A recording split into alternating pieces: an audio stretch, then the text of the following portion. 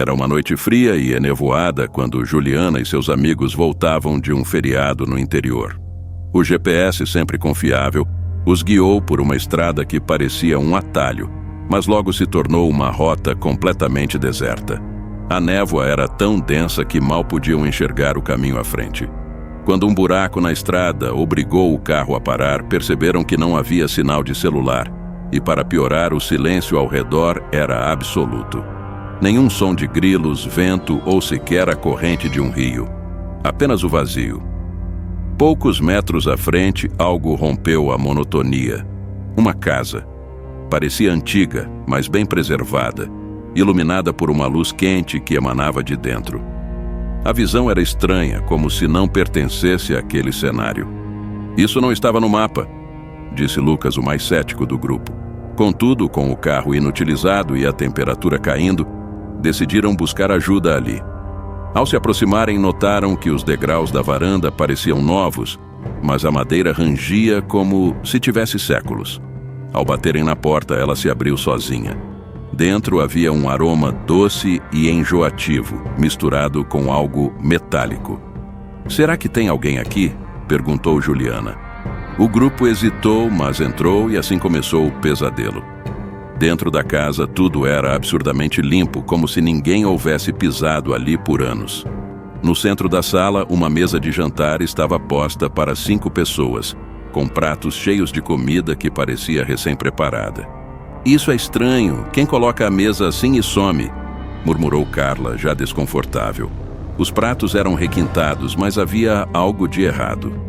Juliana se inclinou para cheirar um deles e sentiu um cheiro amargo e fétido que contrastava com a aparência apetitosa. "Isso não é normal", sussurrou.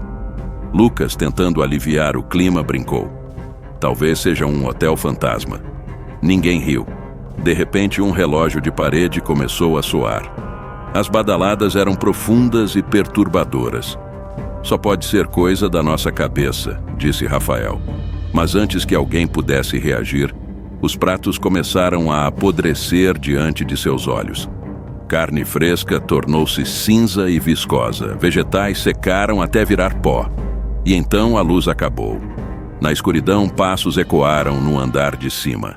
Era impossível dizer quantas pessoas se moviam, mas o som era ritmado e inquietante, como se deslizassem ao invés de andar. Juliana sussurrou para os amigos ficarem juntos, mas ao procurá-los percebeu que Carla havia sumido. Chamaram por ela, mas apenas o eco respondeu. Quando Lucas apontou a lanterna para a escada, viram um vulto descendo, lentamente, mas sem tocar os degraus. Seus olhos não tinham pupilas e sua pele parecia papel molhado. O grupo correu para fora da casa, mas ao abrir a porta o cenário havia mudado. A estrada sumira.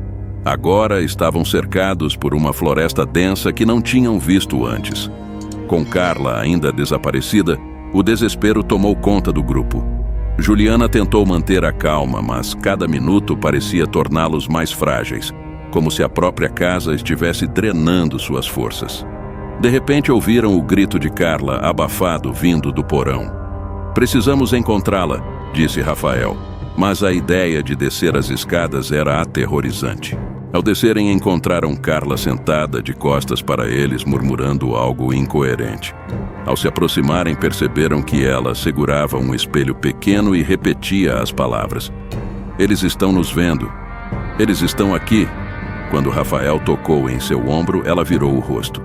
Seus olhos estavam completamente pretos.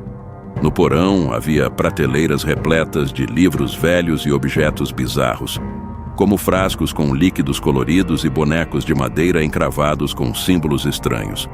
Um dos livros estava aberto com uma inscrição que parecia em latim. Lucas, que tinha alguma familiaridade com o idioma, leu em voz alta, apesar dos protestos de Juliana. As palavras pareciam evocar algo. Um rugido ensurdecedor ecoou pela casa e uma força invisível jogou Lucas contra a parede. Carla, ainda em transe, riu com uma voz que não era a dela. Um por um, os amigos começaram a desaparecer. A casa parecia viva, moldando seus corredores para confundir as vítimas. Juliana era a última remanescente. Perseguida por sombras e vozes que a chamavam pelo nome, Ela descobriu um diário no quarto principal. O diário contava a história de uma família que ali viveu e desapareceu misteriosamente. As últimas palavras escritas eram: "A casa escolhe quem fica. Você pode entrar, mas nunca pode sair." Juliana, encurralada, percebeu que a casa estava presa em um loop temporal. Olhando pela janela, viu um grupo de jovens se aproximando na neblina.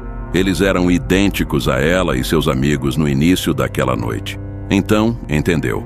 Ela era agora parte da casa. Quando o grupo entrou pela porta, Juliana os recebeu, sorrindo com olhos negros como os de Carla.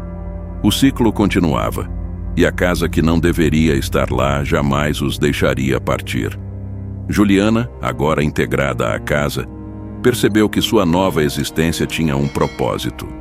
A cada ciclo, a casa trazia novas almas, mas não apenas para devorá-las. Havia algo maior, algo que exigia um sacrifício. Ela descobriu um quarto trancado que nenhum dos outros parecia notar. Dentro, uma escultura negra pulsava como um coração vivo, rodeada por símbolos ancestrais. A voz da casa, sussurrante e hipnotizante, revelou que aquele artefato era uma prisão para algo muito pior. Se a casa não se alimentasse de novas almas, o ser preso ali escaparia. Juliana agora era a guardiã desse segredo sombrio e cada escolha que fazia selava o destino de outros para manter o equilíbrio. Quando o novo grupo chegou, Juliana hesitou. Ela deveria guiá-los ao sacrifício ou haveria uma maneira de quebrar o ciclo? Enquanto o relógio começava a soar novamente, ela percebeu que o verdadeiro horror não era a casa, mas o peso de suas escolhas.